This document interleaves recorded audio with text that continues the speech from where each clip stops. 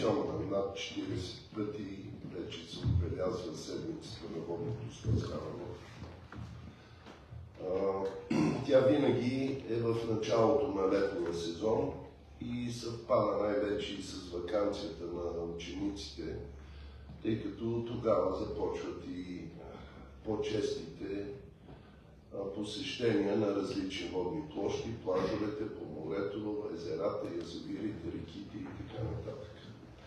И както винаги, независимо от това, че от 3 години вече имаме и още един ден, световен ден за превенция с отдаванията, 25 юли, ние продължаваме с нашата седмица на водното спасяване и целта е да обърнем внимание на хората върху проблема с водния травматизъм, върху това, че той може да бъде предотвратен и за това, че всеки един би могъл да направи няколко малки неща, за да може да пребивава в водата, в морето безопасно. Това е целта на нашето събиране. Бих искал да дам думата сега първо на господин Григоров, който е председател на Българския червен кръст. Знаете, че водно-спасителната служба е неразривна част от тази организация. И след това вече ще дадем малко повече данни, подробности за новостите през тази година в обучението на водни спасители, в наличието на такива и ще отговорим на вашите въпроси. Имам ли думата? Здравейте, драги приятели! Здравейте, уважаеми зрители! Целта, основната цел е да насочим вниманието на българското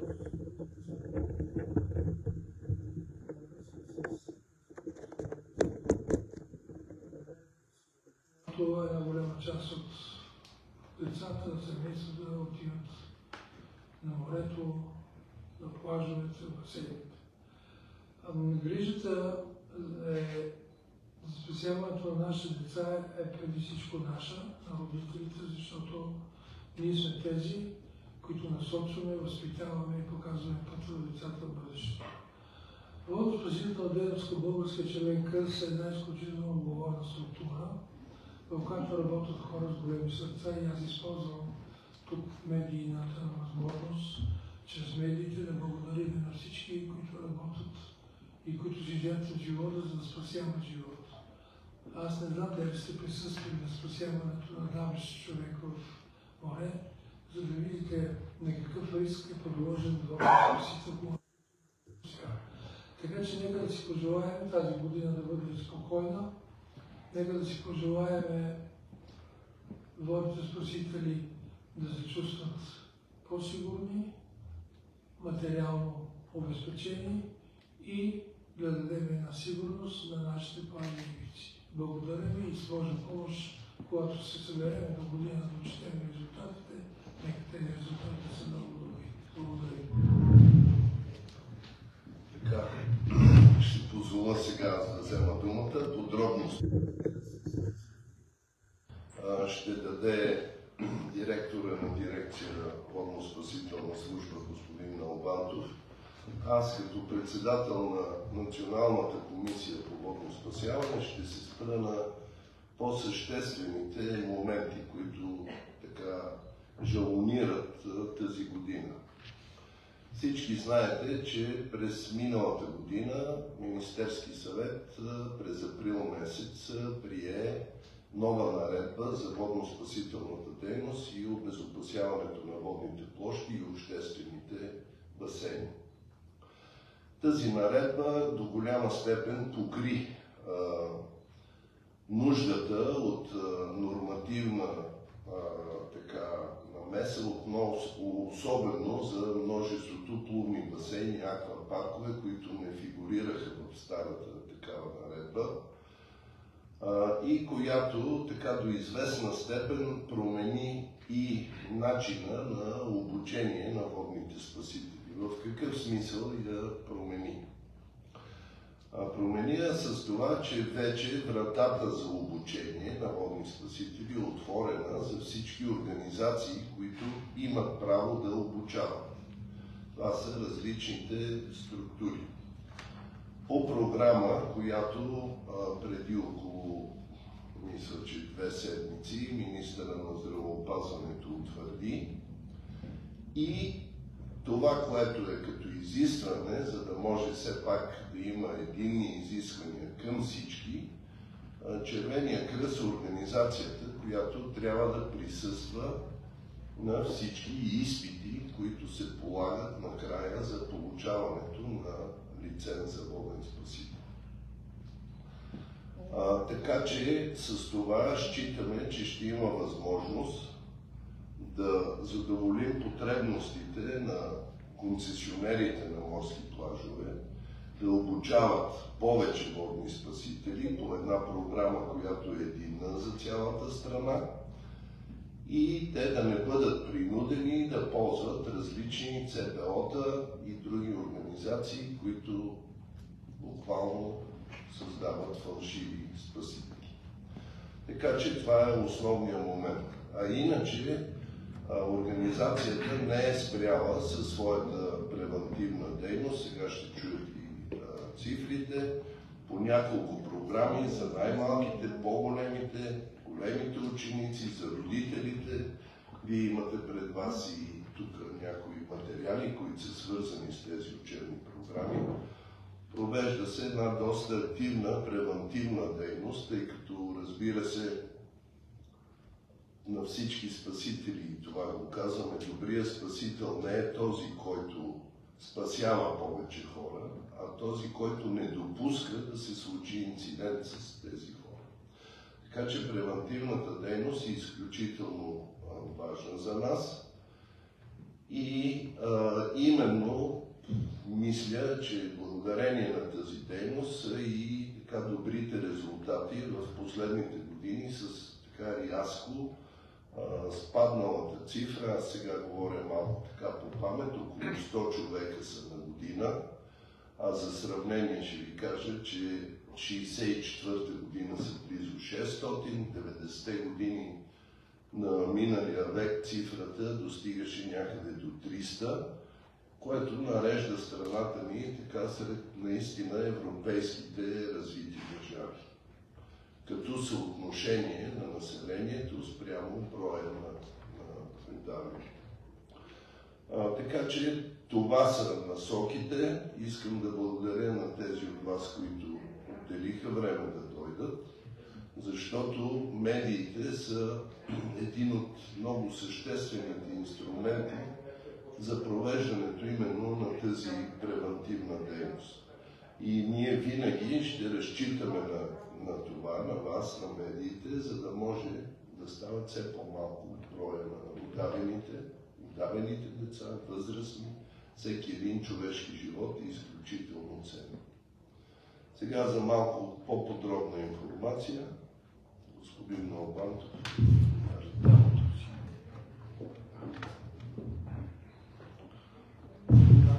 Здравейте и от мен. Ще направя съвсем кратък коментар на цифрите, с които разполагате и вие, тъй като материалите ви бяха изпратени, не предполагам предварителна сигурност и ги имате и в момента. Започвам с това най-важните резултати, защото нашата дейност се измерва в цифри, факти и данни. Тук няма словосъчетания, свободни и така нататък. Всичко е точно измерено и няма как така да каже да се коментира свободно. Започвам с водния травматизъм, с който завърши доцент Андонов. Нещо, което всъщност дава отражението и огледалото на нашата дейност. Нямам предвид само нас, самите, които сме тук или сме в Червения кръст, на хилядите доброволци, които подпомагат изключително тази дейност, на институциите, които ни подпомагат. И благодарение на това през последните години се забеляза една трайна тенденция за намаляване на травматизма, като трайно паднаха удаванията дори не 100, а под 100. Миналата година те са 86, 2022 бяха 78. Сами чуете какви са били тези цифри преди създаването на тази структура и години малко след нея. В същото време всички знаем колко много се увеличи притока на туристи, специално към Черноморието. Това също създава допълнителен проблем на възникването на водни инциденти, защото колкото повече посещаемост има, вероятността да се случат инциденти става съответно по-голяма. Но слава Богу, благодарение на тази превентивна дейност, успяваме да задържаме едни нива, които бих казал, че са много добри и ни нареждат наистина на едни добри места сред европейски държави. Разбира се, че винаги може и повече, и по-добре да бъдат резултати. Нещо, към което се стремим всяка година да надграждаме в нашата работа, да привличаме все повече партньори, така че това да се случва. И ако обърнахте внимание на диаграмата, на която ние най-много сме се фокусирали във времето, това е диаграмата, която е детският травматизъм. Сами виждате, нарочно сме поставили един по-дълъг отрязък от време 20 години, за да се направи разликата от 90-те години, т.е. от началото на 2000-та година до миналата, в която имаме наистина огромен спад, което е много радващо. При броят на децата миналата година бяха 5, предишната бяха 7, 2022 бяха 10, изобщо кривата върви надолу. Това го отдаваме на изключителната работа, която се върши чрез образователните програми, част от които са тук пред вас, в училищата, с участието на много доброволци, учители, институции като инспекторати, Министерството на образованието. Опитваме се непрекъснато да надграждаме и да разширяваме обхвата на тези обучения, защото виждаме наистина смисъл и резултат от това нещо. Той е показателен. Надяваме се, че времето, в което в тази диаграма ще сложим цифрата 0, е съвсем близо. И съвсем една прясна новина, че Държавната агенция за закрила на детето с участието и на Червения кръст само преди около няколко дни разработи едно ръководство за работа с деца по различните видове травматизъм, в това число и водния травматизъм. Точно тези програми бяха използвани в изготвянето на това ръководство и сега с съдействието вече на Министерството на образованието и науката очакваме това ръководство да влезе и да подобри още повече, т.е. да реши още повече обхвата, обучавайки все повече и повече деца в нашите училища. Така, това е по отношение на водния травматизъм. И сега другия въпрос, който много вълнува всички, това е обучението на водните спасители.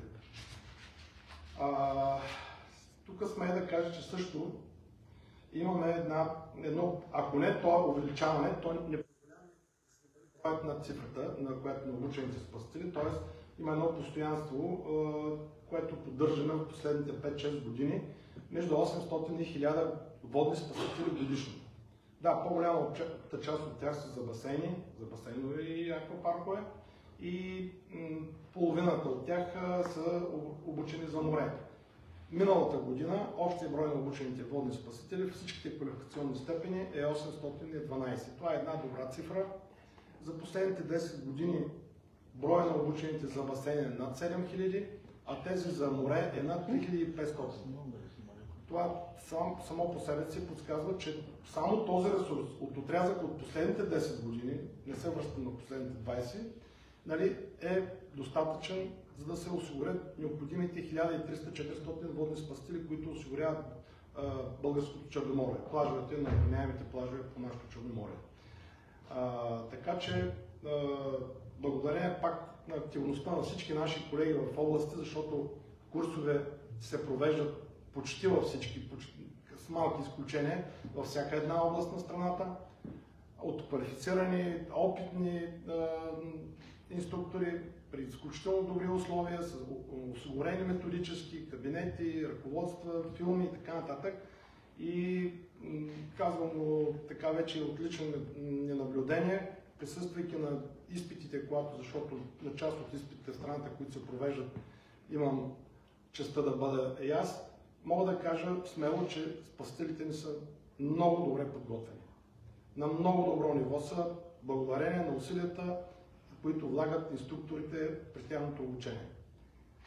Така, Всъщност това са по-важните данни и цифри, които иска да коментирам. Ако за нещо друго сте забелязали, искам да благодаря и аз на вас, медиите, за това, че благодарение и на вашите прояви, които имаме чрез вас, нали, медийни, нашите послания и съвети достигат до десетки, до стотици хиляди хора и надявам се, че този спад не надявам се, убеден съм, че този спад на удавянето сред възрастните, особено сред децата, се дължи и на вас. Така че благодарности.